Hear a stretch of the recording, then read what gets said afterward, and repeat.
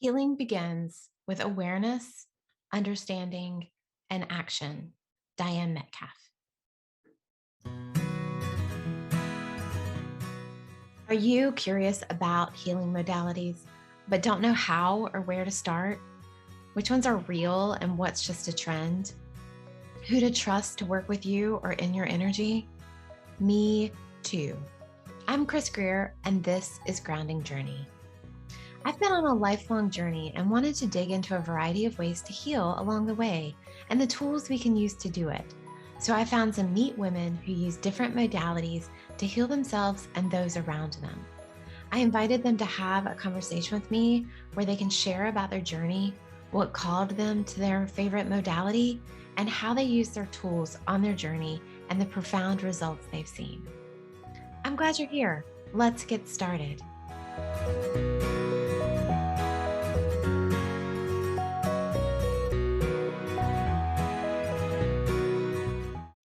Hi, and welcome to today's episode of Grounding Journey. I am Chris Greer, and I thought I would do something a little different today. I thought I would do a solo episode and share with you my own healing journey and what inspired me to do the Healing Modality series on the Grounding Journey podcast. So, my own personal healing journey has been a long and winding road. And wherever you are on your journey, I'm sure it feels long and winding. So it inspired me to start the Healing Modality series because I've got lots of friends who do different things, whether they share them professionally or one of my girlfriends and I just do Reiki together.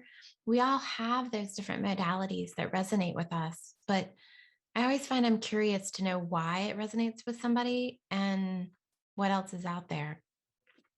So if you haven't checked out the Healing Modalities series, the previous episodes I've released, we've done animal communication, we've done human design, astrology, hypnotherapy. We have some really great ones coming up with a dear friend of mine, Dinah Weiss, who does EFT tapping. I'm recording one on Reiki soon, essential oils, all those different things out there that are tools in your toolbox. And some may be larger tools and some may just be accessories for you. So I hope that you're enjoying the series, that it's given you some new modalities, some new things to experience. They've answered some questions for you. I know it's been really interesting for me. I have another one coming up, color therapy, that I haven't released yet. Um, and it has sparked a whole new avenue for me. I've always been interested in the chakras, and now learning color therapy in the same vein of astrology based on your birth date has been really interesting. So that one's coming up in the future. So I wanted to share with you a little bit about my own personal healing journey. It's been long and winding. It's been really intense sometimes. It's been non-existent other times. And that's one of the beautiful things is giving myself grace when I'm just being a human and a body and a mom and I'm doing my best to get by, because that's part of the journey too, is finding that distance so you can find that connection again and crave that connection. At least that's what works for me.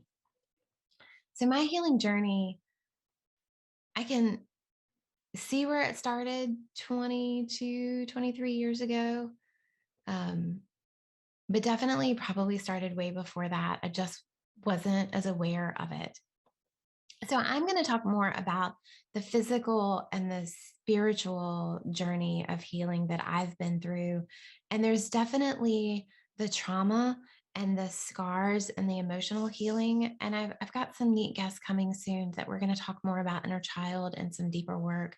And I'm excited to go deeper than we have on the podcast before.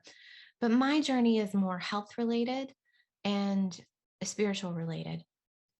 So at the age of 21, 22, found my first lump in my breast. And my aunt died in her early 30s of cancer. So I had my first breast surgery at 21. I had my second breast surgery at 23. And 6 months later, I was facing my third breast surgery. And the doctor was talking about doing a mastectomy because it was only 6 months. And my cells were growing so fast that she was concerned about what they would become. And I was 23. I was newly married. I was trying to get pregnant. Uh, and obviously did not want to have a mastectomy and didn't know how to heal my own self because I was 23. I hadn't done a whole lot of that. So I asked her if I could have a little more time because we found that lump a lot earlier because I was checking my breast a lot. Um, so she said she'd give me 6 weeks. I dug into every bit of herb, every bit of essential oil, every natural remedy that I could find.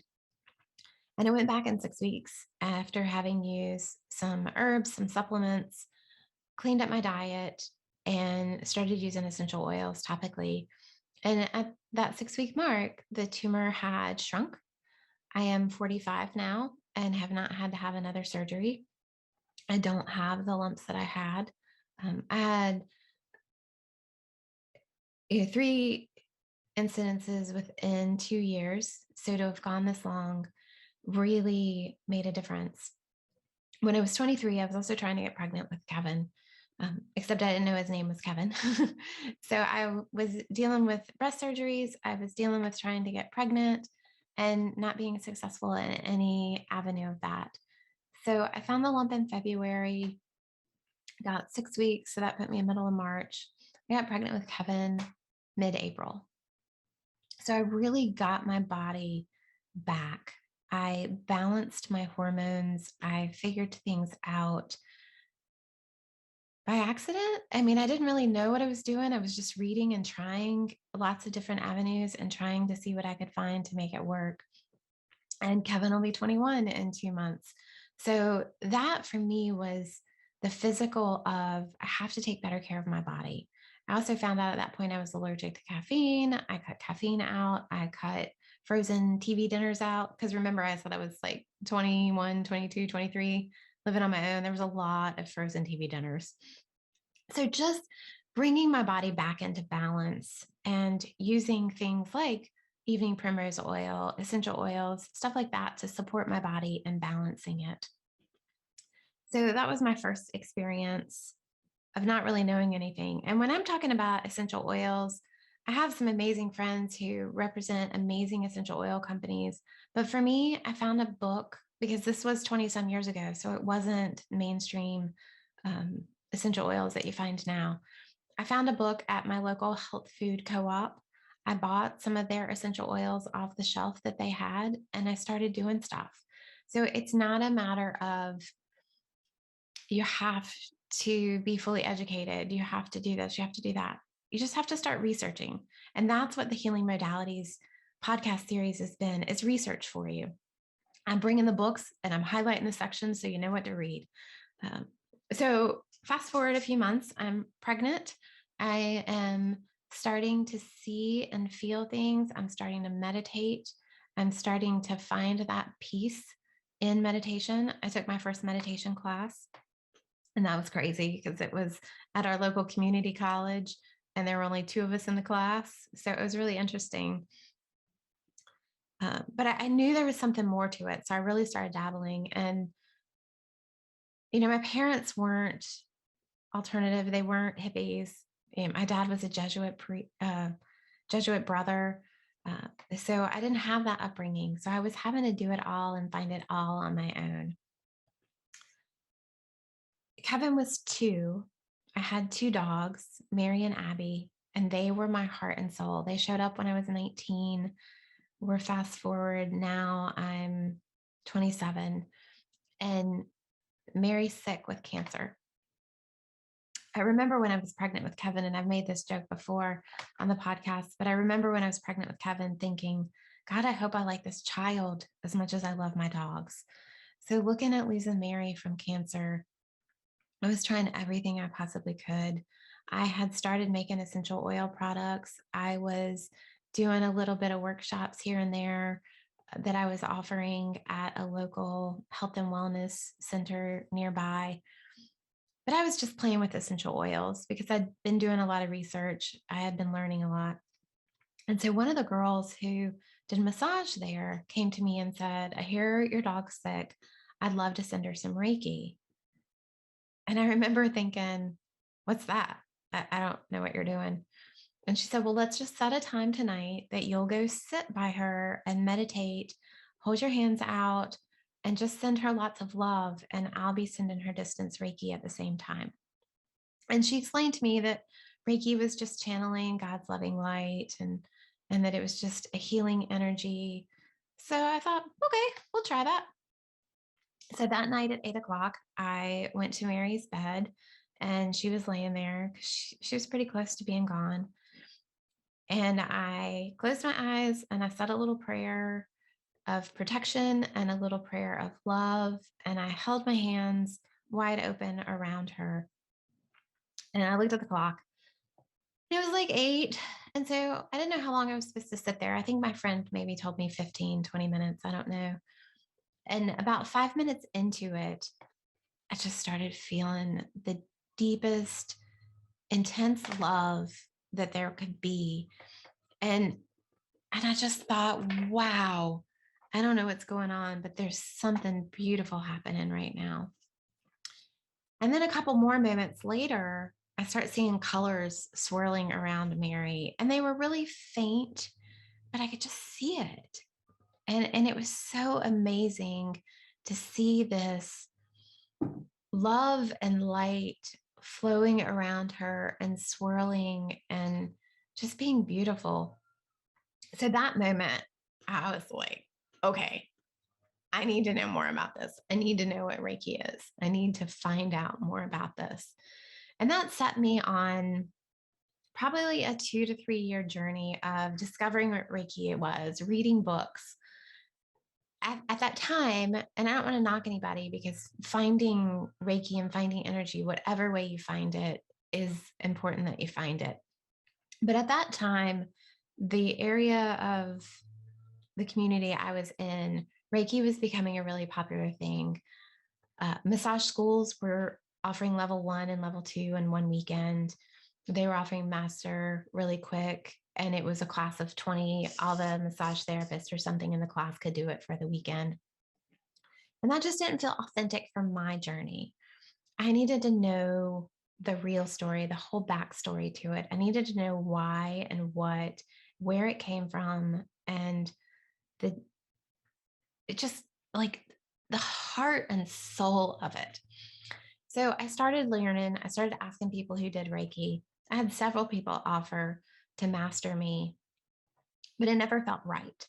So I just kept looking and kept looking. And as I mentioned, I was offering classes at a couple different health and wellness centers just about essential oils because remember, this is 18 years ago. So you weren't finding the network marketing parties and stuff like that. You had to go find an aromatherapist to teach it. And so I was in Raleigh, which is a couple of hours away, teaching a class. It was a weekend workshop. And so it was a 2-day class. And I think there were 8 or 10 people registered for the class. And so I'm sitting at the front of the room as people are coming in, I'm welcoming them. And this woman walks in, and I immediately feel my soul stand up, step sideways of my body, and bow to her, and then come back into my body. And I was kind of like, what just happened? I don't know. And so I just kind of, looked around, was really confused, knew what I had just felt, and uncertain of what it meant. And so at lunch break, the woman came up to me and said, what happened when I walked in the room today? We saw each other and something happened. And all I could think was like, thank God she felt it too. I'm not losing my mind. And so her name was Carrie Hyde. She was an amazing woman, is an amazing woman. And she became my master. She did all of my Reiki attunements. I did them Reiki level 1 over multiple attunements. I fasted for 3 days before each attunement. I remember one attunement, I had fasted for 3 days. I was so hungry, I left her house and went straight to Chick-fil-A. But she really taught me the origin of Uchi Reiki and the meaning behind it and the experience of it all. And we did several months in between before I did level 2, and just really so that my body had the full time to absorb the channel, to absorb the energy, to clear out the stuff that was causing blocks so that I could really fully accept it. So it took me, I would say 6 or 8 months to do my level 1 and level 2. I really don't remember exactly. Through that, I had some really amazing experiences, some really amazing meditations. My best friend that I talk about often, that we've been friends since we were 2, her grandmother was passing in the process. And so I got to go to hospice with Kath several times to see grandmother. And it was so beautiful because she was obviously passing. She'd had an amazing life. Her husband had passed. She was ready to go. And so being a part of that through my Reiki training and being able to massage her feet while she was unconscious and put that Reiki energy into her body was so amazing. And I remember just seeing the energy and seeing the light and seeing things move around her. It was so beautiful and so amazing and such a gift to get to be a part of that. And that was one of the amazing gifts that Reiki gave me.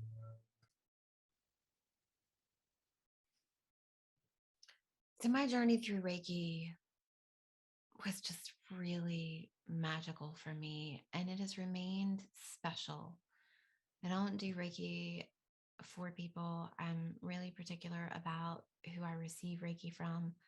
My nearest, dearest girlfriend and I trade Reiki periodically pre-COVID, um, because I'm comfortable with her being in my energy and her being in my space. So for me, Reiki, the journey to Reiki and the actual process of Reiki is such a intimate, sacred space. If you've never had Reiki, like find the person who talks to your soul and allow them into your energy because it is a magical thing. And I've got somebody coming up in a couple weeks that I'm recording for that we're going to talk about Reiki. And so all of that really sparked something in me of opening up this channel, opening up this portal where I needed to learn more. And since then, I've spent years learning more about essential oils, learning about crystal healing. And, I've shared pictures on past podcasts. And if you're looking at the YouTube video, you can see the crystals in my room, the amount of crystals I have on my desk in every corner of my space. And crystals to me are a tool. They're something that enhances the energy, the vibration, the experience. Rose quartz, because I've been on a huge heart expanding journey for the last 2 years. That's been my real focus. And rose quartz has been what supports me through that. And what's really beautiful about rose quartz is it's such a soft, gentle stone, but it's so powerful that it can just like bust through stuff. Um, so crystal energy and crystal work has been another part of it for me. I've tried looking at feng shui. It's too complicated. It's not for me, but I experienced it and I looked into it. I've played with hypnotherapy. Hypnotherapy was an amazing resource for me many years ago. The hypnotherapist who I worked with, I really adored, and somehow we just lost touch. And I think healing modalities are kind of like that poem, a season, a reason, or a lifetime, that you have friends for a season, you have them for a reason, or you have them for a lifetime. And for me, that's what different healing modalities have been. Reiki is a lifetime for me.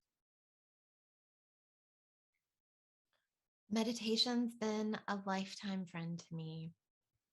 Essential oils and crystal are kind of more of a seasonal thing. Like they come and go for me. They're always there, but sometimes I need them more than other things. Hypnotherapy was a reason I got me through some interesting um, limiting beliefs that I was working on. And so through the healing modalities series, through my own personal experience, I encourage you to learn more, to explore it, to see what resonates for you, to really see what connects for you. And remember, it can be a season, a reason, or a lifetime of if it works for you, how long it needs to stay around. I am still on my journey and I'm still digging deeper into the chakras and learning about color therapy and how much that relates for me. I am excited to keep digging into yoga, and it was really prevalent in my life before I was pregnant with Kevin. It showed back up 5 or 6 years ago, and it has been a driving force for me. So just because something is really prevalent for you and then it's not, doesn't mean you're done with it. Don't throw away all the books. Don't give it up. Just know it may or may not come back. Explore, read the books, listen to the podcast, check out new mailing lists. We're in a beautiful time now of you can see so many videos on YouTube. You can sign up for people's email lists. You can learn more about them and really explore so that you find your healing, you find what resonates for you. I know that I am still definitely working through that myself. Um, And so, like I said, a lot of what we're talking about in the healing modalities is more working on the spiritual side. It's working on the physical ailments, like my episode, Invisible Illness with Emily Shaw's, that we just released last week. There's so much out there and there's so many avenues, and we're so blessed to have the experience to explore them all now. Keep exploring. And I welcome you. If you have a healing modality that we haven't explored yet, I would love to hear from you. Reach out to me. You can email me at grateful@groundingjourney.com. You can message me on Instagram, grounding_journey. And I would love for you to come on and just talk about your healing modality and your journey to find that modality, because what you have to share can really resonate with somebody else. Starfish have been showing up a lot in um, my world lately. And so I'll end today with my hope of this podcast series to you and my hope for you that you can also offer. And it's the Starfish poem, and I'm not reading it, so I'm going to basically kind of ad lib it. But depending on the version you read, a boy, a girl, a child, a man, a woman is on the beach, and the beach is covered in starfish, and they're picking up one at a time and throwing each one back into the ocean. And another person walks by and says, "What are you doing?" And we're going to say the girl who's throwing the starfish back in says, "The tide came in and all these starfish are here and they're not going to make it back. They're going to die. So I'm throwing them back in." And the person who walked up says, "There's so many starfish. There's miles and miles of them. You'll never make a difference. You'll never be able to get them all back in the ocean." And the girl picks up one more and throws her in the ocean and says, "But I just made a difference for that one." So I hope that I'm making a difference for you. I hope that you will join me in making a difference for someone else. Thank you for being a part of my journey, and I hope to be part of yours.